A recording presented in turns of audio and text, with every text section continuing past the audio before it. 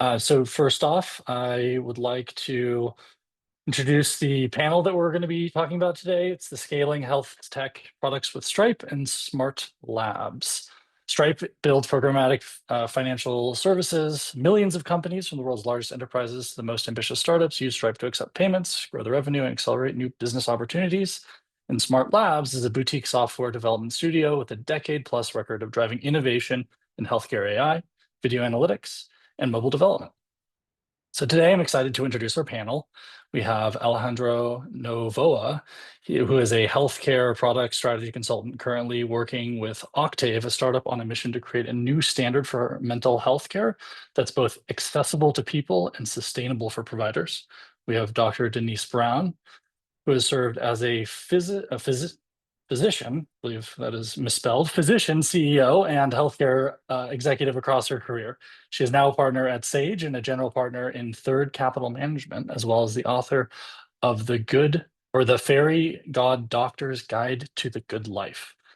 Next, we have Melissa Wallace, who brings over 25 years of marketing experience across consumer, B2B, and agency sectors. She's the co-founder of 5'2" Marketing and of Fierce Foundry, the first US femtech venture studio focused on closing the gender gap in VC funding. Last, we have Thiv Paramsothy. He is a multi-time founder, currently CEO and co-founder of Hera, an AI-powered sperm health platform helping men become fathers. So, I'd like to kick off today by asking a question for the panel. What is the biggest difference between the early stage mindset and the growth stage mindset? Maybe I will turn it over to Dr. Denise for her thoughts on this question. Well, I think the first thing is, are you generating revenue? That would be number one. Number 1 through 4, probably, at least for me, when I'm looking at something either from a consulting lens or an investment hat. And I think that it takes a lot of different energy, right? To come up with an idea, that sort of founder kind of mentality, the creative sort of spark, if you will, that's giving birth to something. And then scaling it is often a different energy. And so I think we'll start to talk about that. But that doesn't necessarily mean, what got you here won't necessarily get you there. So I think it's important as you get to those places to either start, kind of recognizing your own limitations or trying to find other people to help kind of augment your skills, because you can't be good at everything, but you can be really good at some things. And then you go find people who are good at the other stuff. So I definitely think they're two very different things. And for me, if I had to pick one criteria, it would be revenue generation, and maybe number 2 would be profitability. Like those are kind of the two where I think about it. Do you see situations where people might start to get into the growth stage mindset too early and they're not thinking about revenue and profitability as soon as they should be? All the time.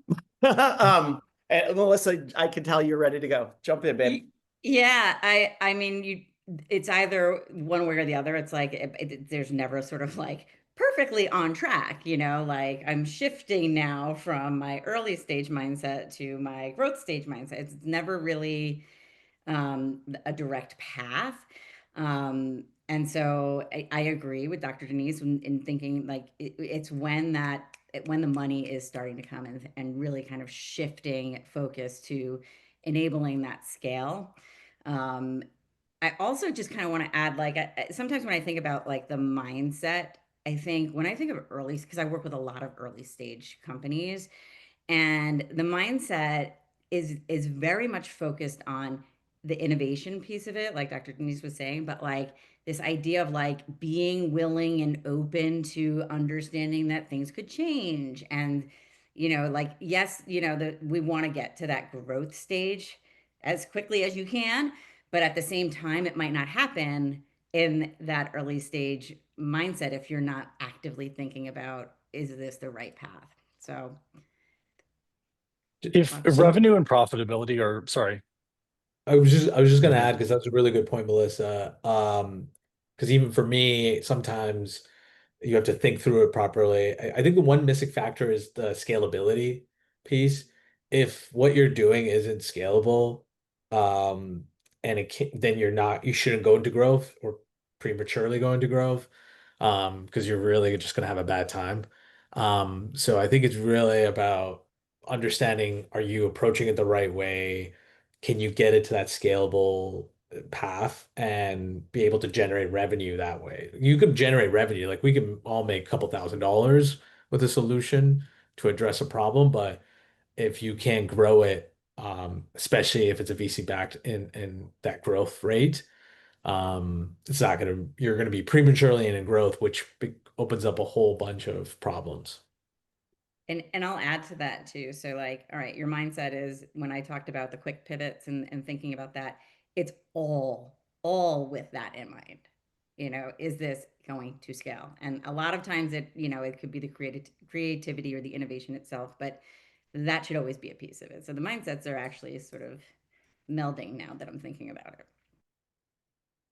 And I think it's particularly challenging in health tech stuff, right? Because you get really enamored with, I see a lot of stuff where like they're so in love with the science or like and you know, that's awesome, but you're never going to really grow unless you're easily commercialized, right? It just won't happen. Like, I don't care how cool your science is. Like, do you actually have a real go-to-market ability? Like, can you get it out there? Are people going to like, and people think it's a lot easier than it is. And it is not, particularly in the healthcare space. Like people are like, oh, every hospital is going to want that. And I want to be like, yeah, good luck, sister. You know, that is not an easy, like I feel for your marketing budget right now if you think you're going to go one hospital at a time. So I think that's that like tricky part. And Melissa knows I have strong feelings about how you shouldn't do that. That's a really good point. And you know, especially in the health tech space where stakes can be so high, right? You have to be able to potentially quickly pivot, learn from your failures. What are some of the what does it look like to learn from your failures in the health tech space? What are some major pivots that you've seen within companies that you've worked with or that you know, lead? Maybe Thiv, would you want to take this one as the CEO of Hera? Yeah. Yeah, for me, I think this is my second time founding a company. So I learned from the first one that don't fall in love with the solution, which I did in the first time, and it was not a great time. We ended up exiting, but it was definitely a lot of learnings. So here, this time around, we pivoted a few times, and we were comfortable doing that because we kept going back to our main problem, which is we want to improve the access to fertility care. And so I think the one big one that we did was like where we thought the real big problem was around convenience and privacy for our testing, and we wanted to do an at-home solution. But when we started talking to customers, we really found out that wasn't the main issue. And thankfully we did a bunch of customer interviews and actually listened to them versus listening to other people are, theoretically thought this would make sense. Because a lot of times things make sense for how to address it, but when you actually go out to the market, either because of go to market, like Dr. Brown said, or just, market has changed, or the customers really don't feel the same way. Um, it's important to understand what is the right approach and keep testing. And that should be at that early stage. And then once you've really locked it in when, demand is so high that you're getting overwhelmed, and you're finally seeing that traction going, I think that's when you start thinking, okay, I need to start anticipating the growth stage coming up. So yeah, for us, that pivot away from being known as an at-home solution to this platform really changed the conversation and has allowed us to grow. And those decisions are really hard to make. I think a lot of founders struggle with that because it's like you're moving a ship entirely into a different direction. But it's better to do that in the early stage versus in the later stages, I would say.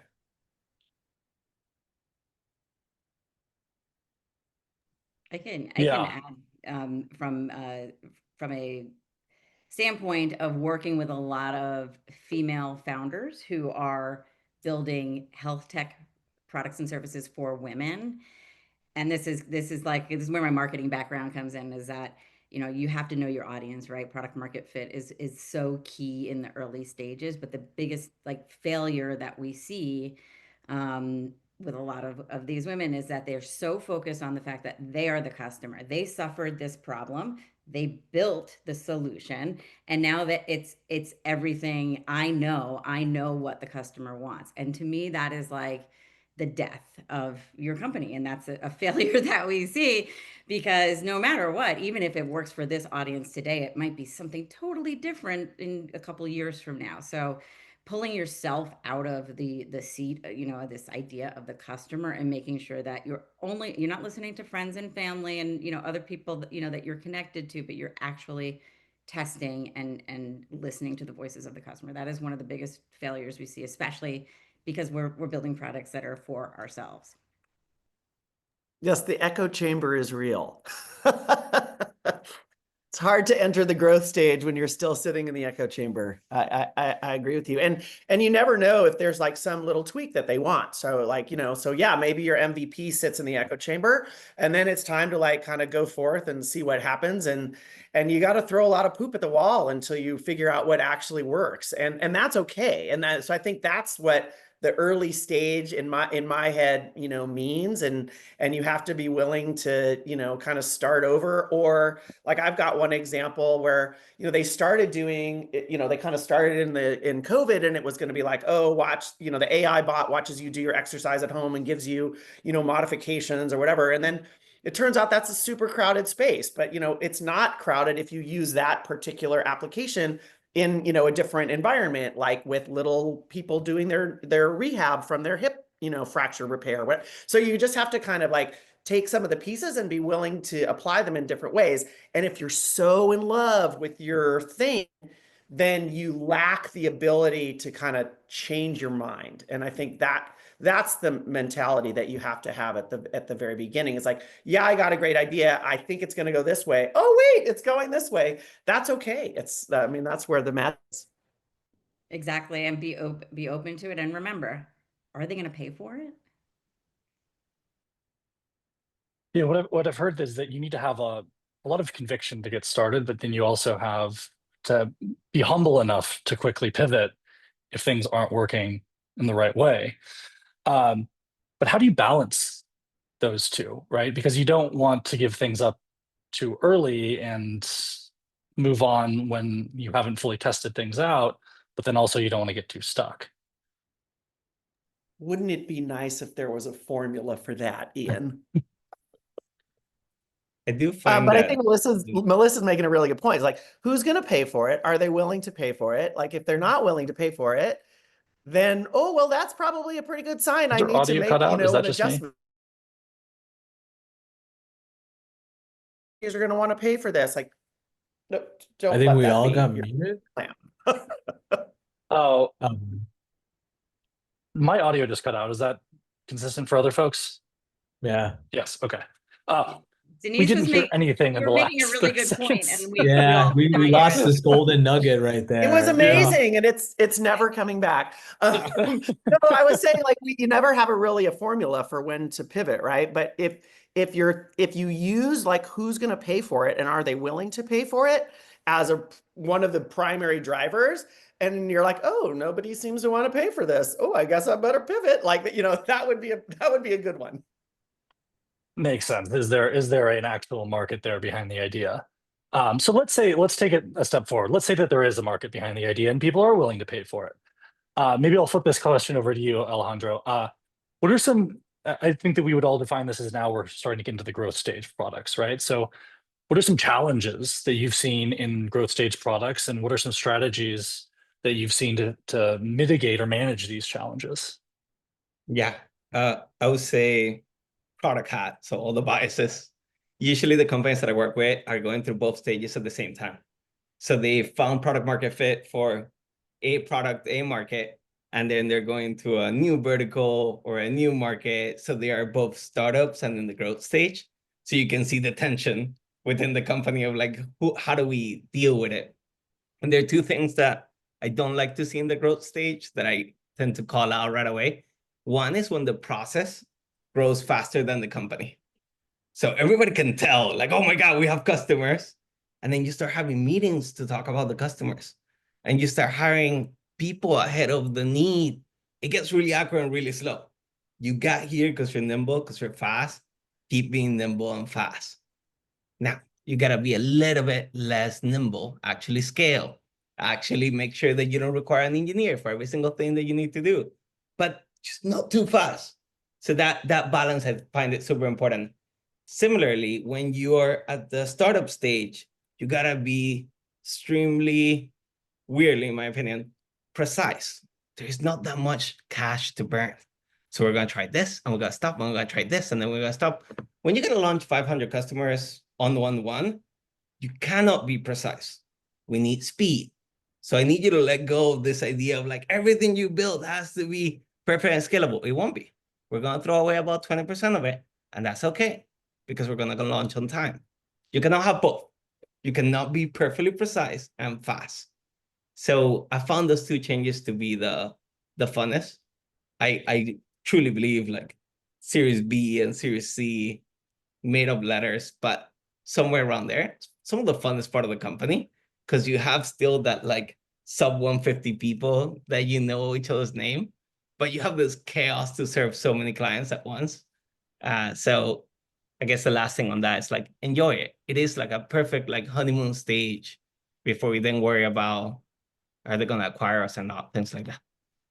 And you have to like put your like, you know, your adult suit on and, you know, play the, you know, more, you know, you go from like the scrappy startup culture and then all of a sudden it's like, okay, time to play smart. Yeah. You actually have HR now is basically what's Right. happens, right? Like That's what it is.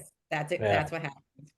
Yeah. One question I had though, I just hearing what you said, Alejandro, is like, what is the metric that you follow? Because like you're saying, hey, you're maybe rejigging the product, or you know, you're going between these two stages. Then what metric are you supposed to follow to show that you're actually growing in growth stage? Yeah, it's interesting. So I heard you, Dr. Denise Brown, you mentioned at the beginning, like D2C. D2C is, you have all the metrics available. So like, just like read people that know more about that than me. On enterprise, it tends to be like, there's certain whales that move you. And then there's the first, second, and third whale that was like, you just build the product for them. You try to make it scalable, but you more or less like adjust to them.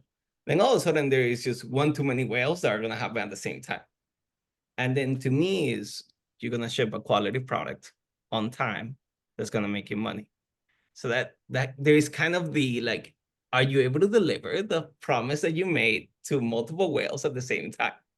And that's a growth stage. Like, I'm no longer building because Kaiser really likes it. I'm building because Kaiser and the company that I don't know wants to buy me also likes it.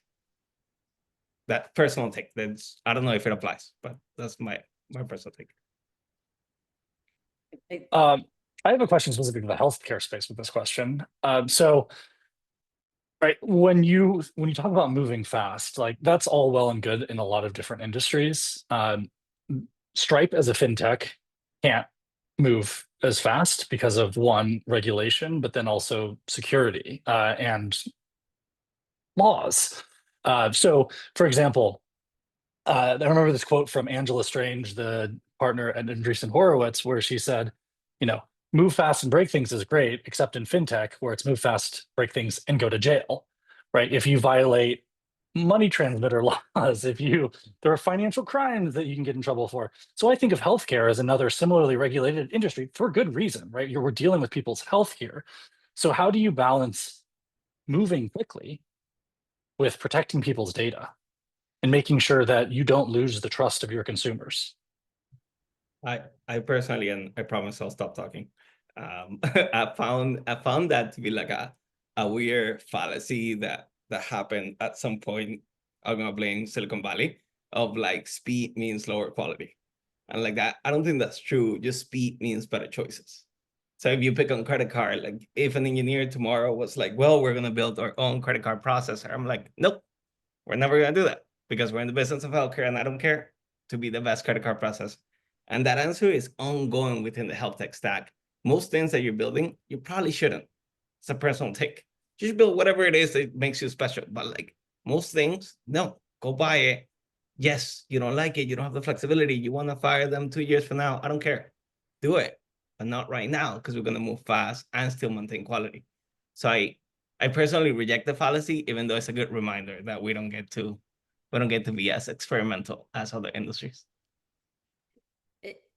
From my standpoint, I think, and this is how we're building our companies, is making sure that you're not getting into the growth stage and starting to think about that regulatory scrutiny. Like, you need to think about it from day one. There needs to be budget set aside from day one. Like, just like you're putting budget into the product, you're putting budget into compliance. And if you can do that, so it kind of follows that same idea of building smart, right? So you're thinking about it across the entire journey and not like, oh shit, we need to go backwards and now do all this. And I think one of the easiest ways to do that, a little actionable task here, is document everything. Start with just making sure that everything is documented, right? If you don't have budget, you can't, you can't hire the right people to do the different steps within compliance, then at a minimum, keep strong documentation and start from there. And then when you get to your scaling piece and you're trying to balance all of those concerns around consumer data and things like that, I mean, that all kind of, you'll be well prepared by that point in time. But I think thinking like, kind of like you said, Ian, about health tech as in the same sort of realm as Fin, like it actually makes sense, right? Because there are laws and people can get in a lot of trouble and you can get fined and all of these things that you don't really realize. And I think for a lot of people, like I'm a physician, like I was a practicing physician for 20 years. Like I know what happens if you do this stuff, right?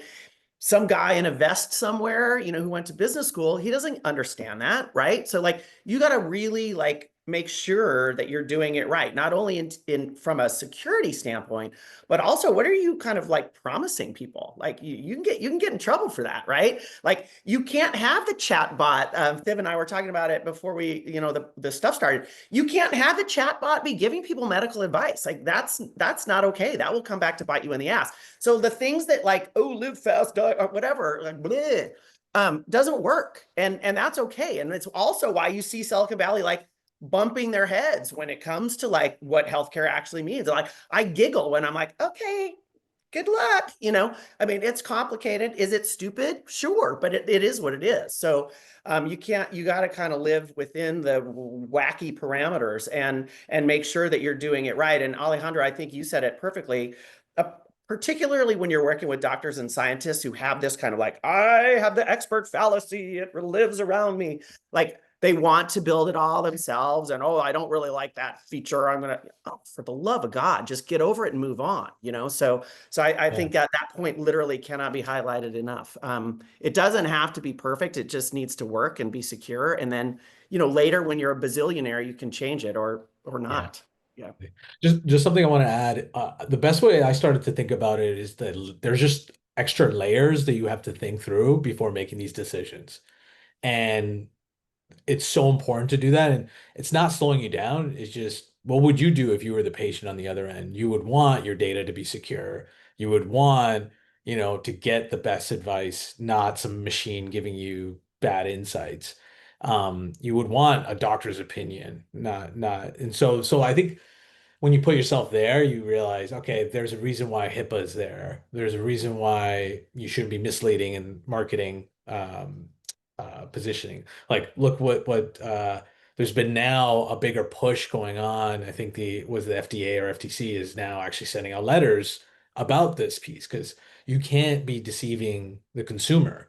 And that line between a patient and a consumer is getting blurred a lot of times. So you have to be very careful. So for us, I try to think about it as much, but and I surround myself with people who know the space really well, like especially doctors, because the ones who are much older, they'll tell you horror stories of getting sued and they'll scare the crap out of you. So you're like, all right, I'm gonna buy that higher liability insurance now.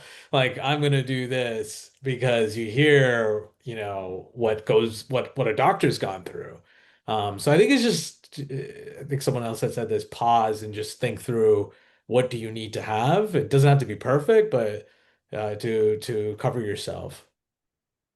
And I always go back to the Navy SEALs, favorite quote, like slow is smooth and smooth is fast. So way better to sort of take a breath and make sure you've got all the component parts than, kind of rush to get something out there and then have it turn around and you got to start all over again because you get some lawsuit slapped on you. So I think that's really, really important. Although, Dr. Brown, you did say that Silicon Valley, and I think that was the quote, can have some trouble with this space and understanding all of the complexities that go into it. But as we all know, the healthcare industry is massive, and especially in the United States. And so there is a lot of inefficiencies, places to drive value for the consumer, for the entire system, right?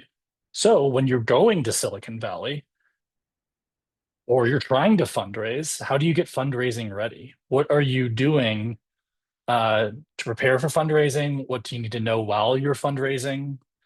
Right? How do you think about bootstrapping versus seed strapping in health tech?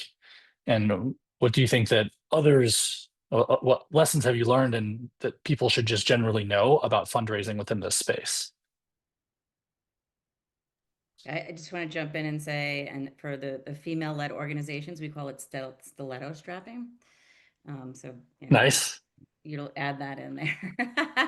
I'll say one thing that I think, especially working with really early stage companies and going back to this idea of knowing your audience, it's the same thing.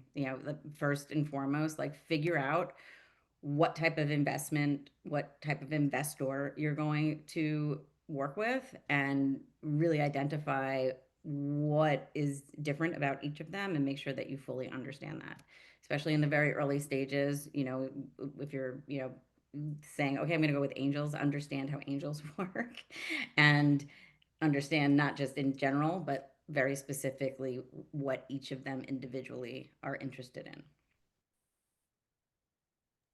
And then I would also say, like, everyone like, oh, Silicon Valley, like you kind of like, oh, that's where I'm going to go. There's so much money out there in random places that you wouldn't think about. And it's not, yes, sure, there's a lot of money that's very coastal. That's money that like these guys know what they're doing, right? And they're going to be like, nope, done. Like they've got people literally sitting, in cubicle farms, or in theory, like looking through these deals. And like chances are that's not where you should be going first. That you should look around town, like wherever you live, right? There's all sorts of interesting opportunities, particularly in that kind of pre-seed, seed area that are very regionally focused. And like tap into that. Like you live in Reno, go talk to the Reno Seed Fund people. You live in Cleveland, like help you rather than just constantly, you're not going to be like making an appointment on Sandhill Road like next week. It's not happening. So I think that's one thing that I would definitely like. Where did you go to school? Like, see if they have an angel. Like, be a little bit more creative in who you're talking to, particularly early on, because it gets harder later on, I think. Exactly. Yeah. I think on that note, I know one story I have is like I went through my alumni base and was like, all right, who actually sold a company and probably has a bunch of money as an angel? And so those are the tactics that are probably best because they'll have a connection with you. And at the early stage, you don't even know if your idea is going to work, right? You just need some money to really test things out, and you don't want too much money because you'll do a lot of dumb things with it. So I think that's probably the best thing to do. Don't try to complicate things. And yeah, like you said with Sandhill, I know initially I thought, oh, one day I'm going to be here in pre-seed, and no, that's not how it works. And so it's really important to set expectation and just keep it simple. But the most important thing I think, especially in healthcare, is like find investors who have done healthcare or understands healthcare.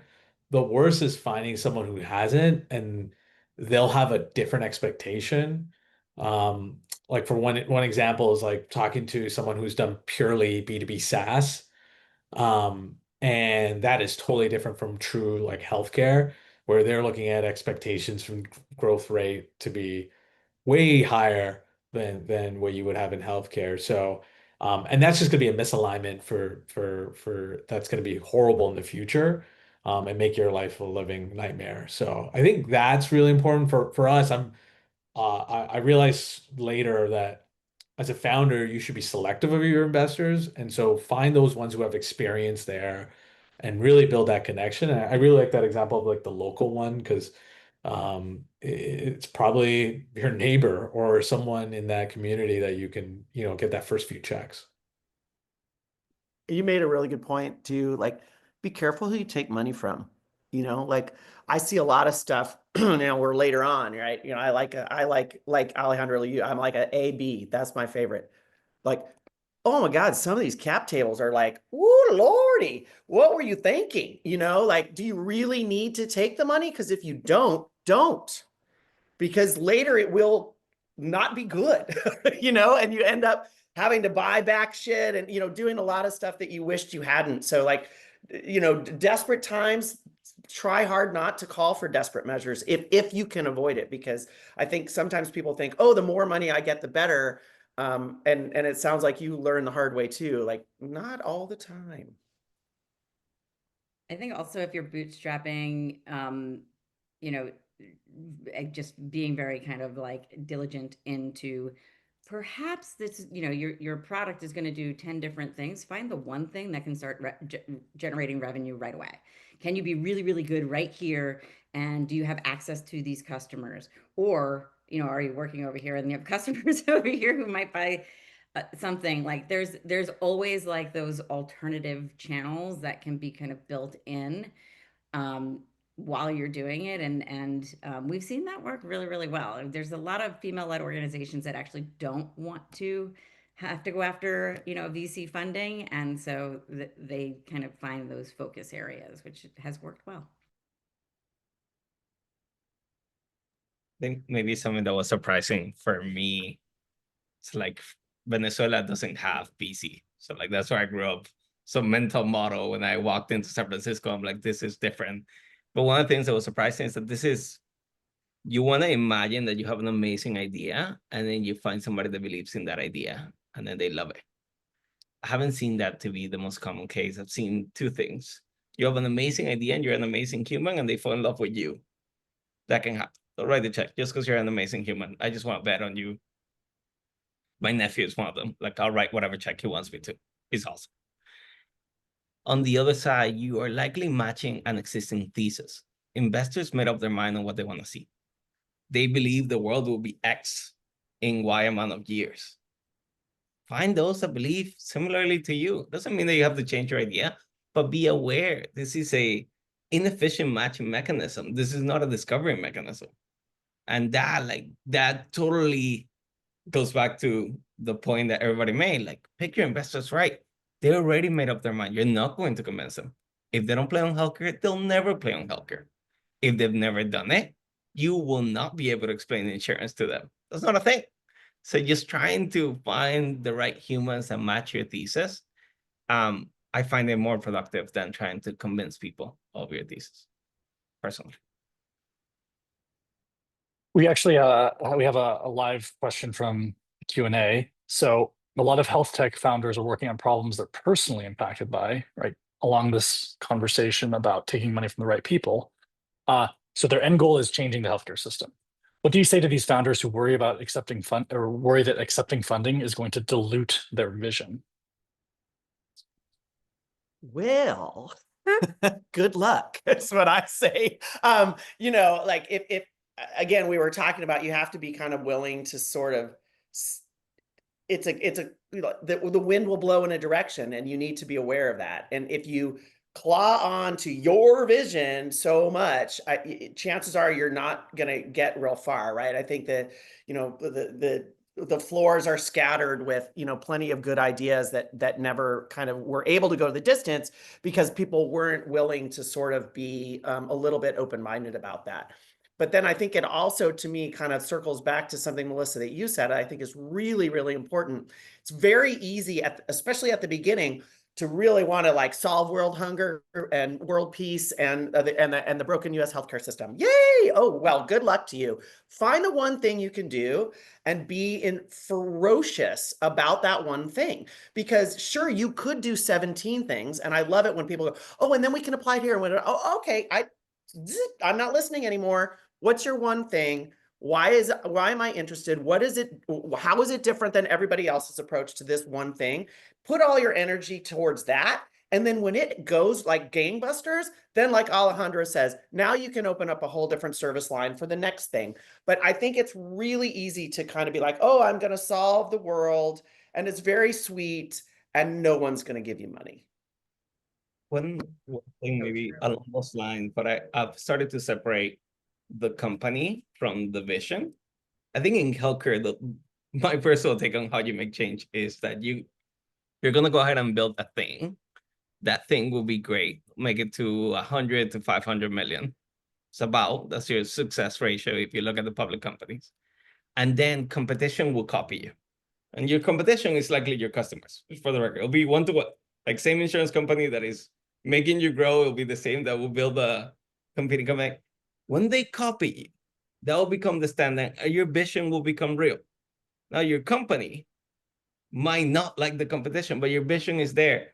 So I think the way to think about money is, does your vision require that money? If so, do it. Because even if it gets diluted, it doesn't matter. You change healthcare by forcing the status quo to no longer exist. And that's all really that matters. It doesn't matter. Hopefully, you're the winner. But if you're not the winner, what matters is that healthcare is not the same by the time you pass by it. So separating company versus vision helps with that seemingly like tension of taking money or not, in my opinion. Alejandro, I'm going to agree with you, and I'm going to reframe it slightly, because we at 502 Marketing, we do this exercise, like the vision, mission, company core values. You guys have probably all heard of this. We call it a brand house, and your vision is in the roof. Okay, it's what you aspire to do. The mission is what you're actually doing every day. It's the body of the house, right? And the foundation are your core values. It's kind of why and who you are, right? So to reframe it slightly, you should absolutely be aligned on vision with your investors, because it's this greater purpose that, you know, the world needs, right? But the mission is that's where you might be pivoting. That's the work that you're doing. So maybe instead of asking, you know, what if the, you know, investor doesn't align with your mission, then you've got a real problem in terms of like you as a founder and thinking about how you might need to pivot.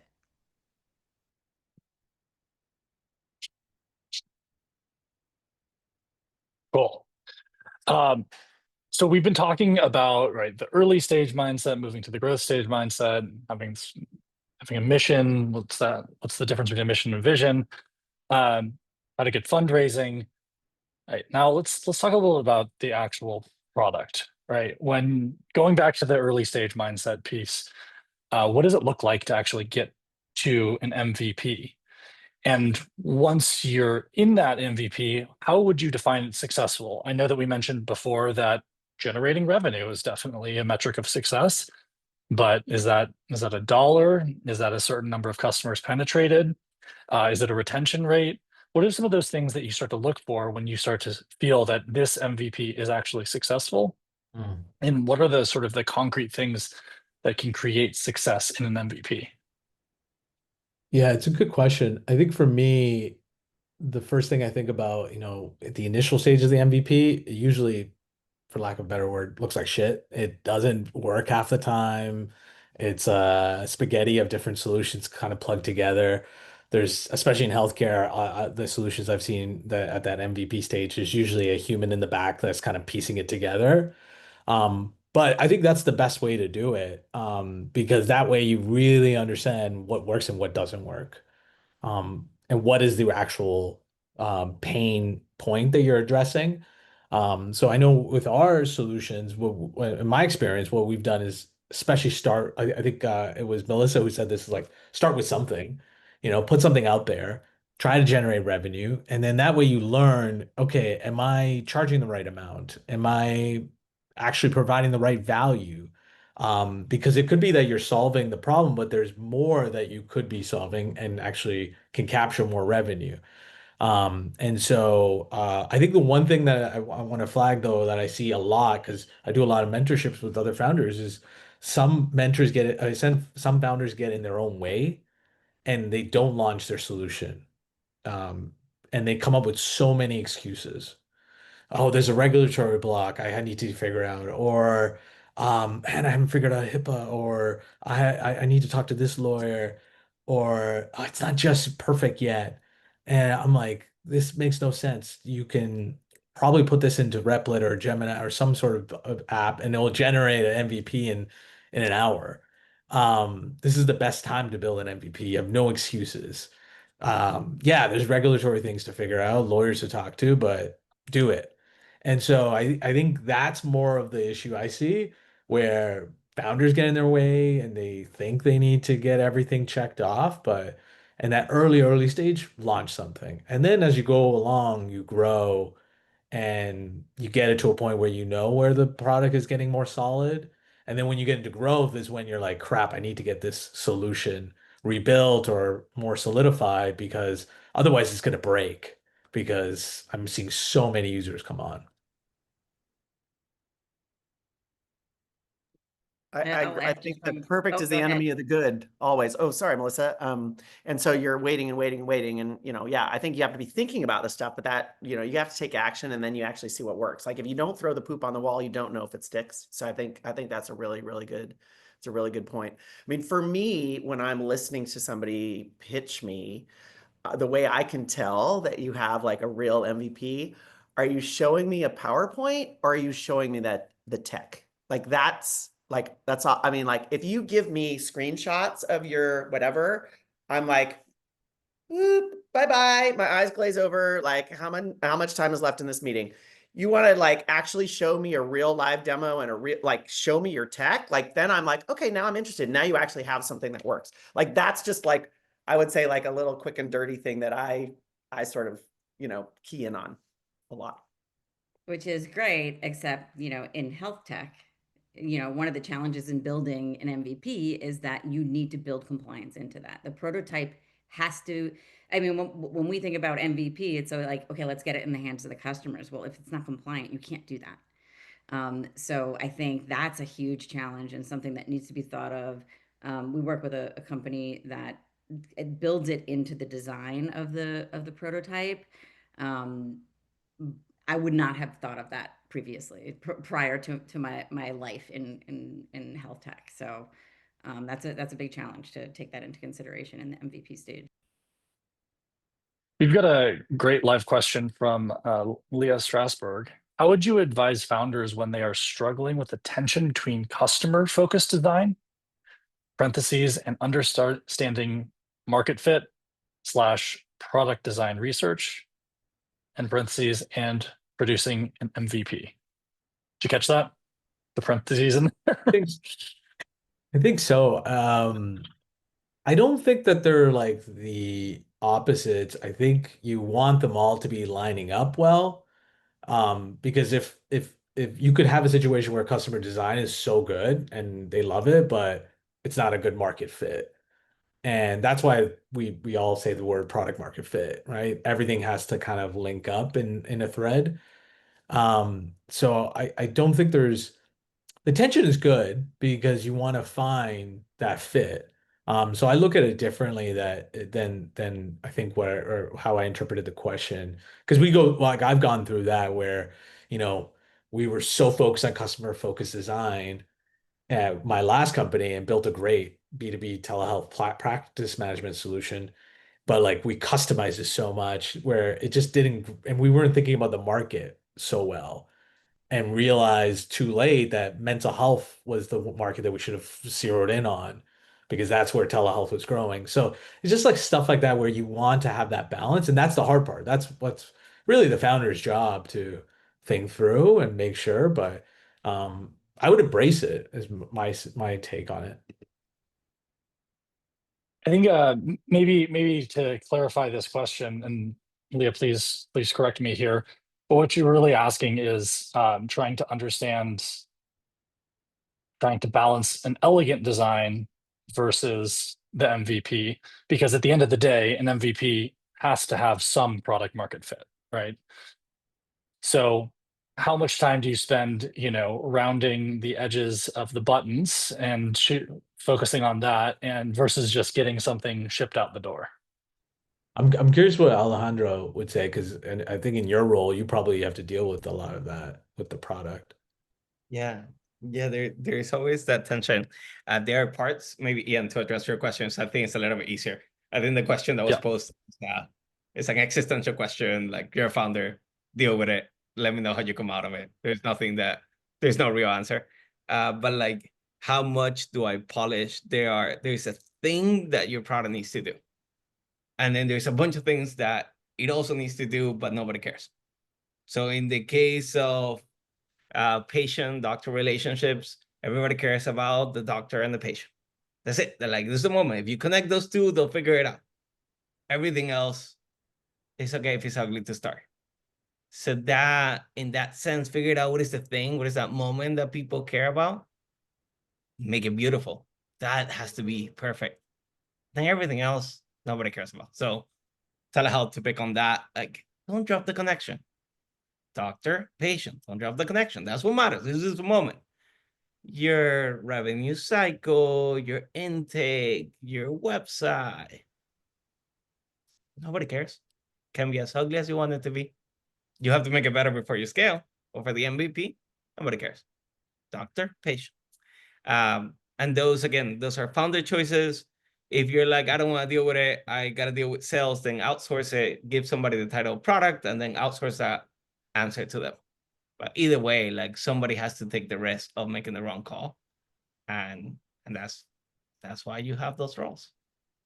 I wonder if there's a way to get investors on board by saying, look, like, it works really freaking good. But if we had the money, just think of how beautiful it would be. No, don't take that advice. That's never going to happen. But it would be very interesting if design was of interest, for levels of funding.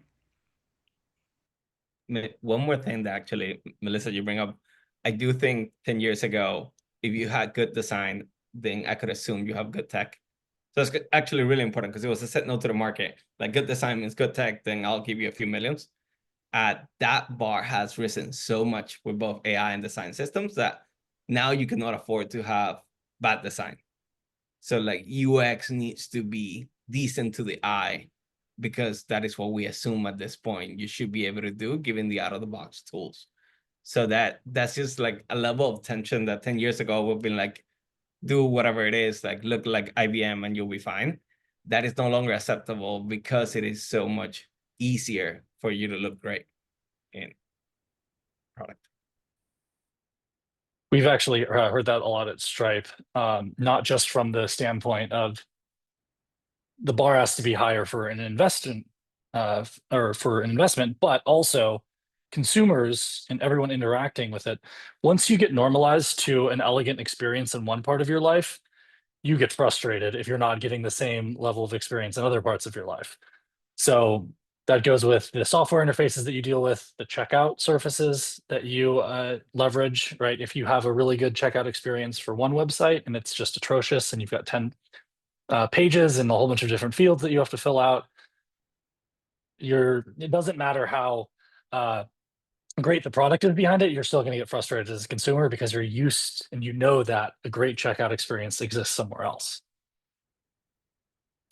We only have a couple of minutes left, and I would love to hear from everyone if they have just one piece of advice that they could give to someone scaling in health tech today. We've heard a number of great little snippets here or there. Feel free to reinforce something that you found particularly insightful from the conversation, or if you have got something that's novel, please share it. I think that we will just go, let's start with Thiv. Yeah, there were so many good points that we made. I think the one that I want to stress that I learned and I continue to embrace is especially if you're starting something new in healthcare. I think the best thing I did was build a group of founders or like around me, like a tribe that I can always rely on, because healthcare changes pretty often too, like regulations change, all these things. and there may be new insights. So what was really helpful is like leaning on other founders and sharing what I've learned, and they share back and helping one another. So I think that's probably one thing that I want to emphasize is if you're at the early stage, make sure you find other founders that you can work with. Thank you. Melissa, what do you have for us? I'm going to add something new because we talked a lot about scaling and growth. It's important to take that into consideration, but I think what's more important, especially in health tech, is to build for trust. Because no matter what, whether it's the patients, the providers, investors, they need to know that you're safe. They need to know that you are compliant. And, that is almost more important than your ability to scale. I mean, I'm going to say just a little bit more important. But again, like build for trust. Cool. Thank you. Alejandro? Just maybe don't build for healthcare, build for the whatever like sub market you're actually going after. There's so many so much of an impact, so many millions to be made in the sub market of the sub market. Like once you start building for healthcare, you likely build some like Frankenstein that takes too long to get traction. So just pick your market. If your ICP is healthcare, you're probably wrong. Pick another one all the way until you get to, I'm gonna go sell to Thiv tomorrow, this X thing. Cool. All right. Dr. Brown, we'll let you wrap up. I'm frightened you've given me the last word. Please, you should talk to my husband. Well, I'm going to be giving the actual last word, but you have the last piece of advice. I'm the penultimate last word. I'm just going to go back and sort of summarize what all three of y'all just said, because I actually think it's true. Like, you cannot get there by yourself. There's so much complexity in healthcare that you do absolutely have to have other people that are along for the ride with you. And so I think that makes what Alejandro just said even more important. Like, don't think of healthcare. Like, I always get frustrated when people want to go to hospitals or go to this, or whatever. Like, try hard to go to this one little narrow thing. Like, you are not going to ring Kaiser's doorbell tomorrow and they're not going to adopt your technology, right? Like, but you might be able to find one orthopedic clinic that your buddy works at that wants to try, like, be a little bit more specific about where you're going, and really keep narrowing it down. It's like, Tito's vodka gets distilled 19 times. Your idea needs to be distilled 19 times. And what that gives you is clarity. And so, if you don't want to be hungover, you drink the stuff that's been well distilled. Make sure your idea has been well distilled. And cheers. Excellent. Well, thank you very much. Thank you, all of the panelists. Thank you for the attendees who have joined and anyone listening on the recording. We will be sending the recording out afterwards if you want to share this around with your colleagues. And again, thank you to Xmartlabs and Stripe for sponsoring this panel discussion. And thank you, Hope everyone Ian, has a great rest for of the day. Ian. Thanks, Ian. Good luck. You're welcome. All right. Take care, everyone. Cheers. Bye.